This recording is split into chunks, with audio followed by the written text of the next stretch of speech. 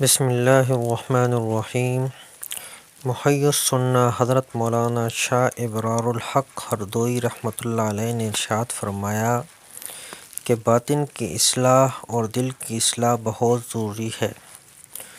جو لوگ اصلاح نہیں کراتے ان کا حال کیا ہوتا ہے۔ ایک صاحب حافظ قاری اور فارغ التحصیل عالم تھے، درس و تدریس کا کام کیا کرتے تھے، ایک جگہ امامت بھی کیا کرتے تھے، آرام اور عزت کی زندگی حاصل تھی، امامت کا بھی شرف حاصل تھا، مگر بد پرہیزی کی بنا پر مدرسہ چھوڑا، امامت چھوڑی، اب شہر میں رکشہ چلاتے ہیں۔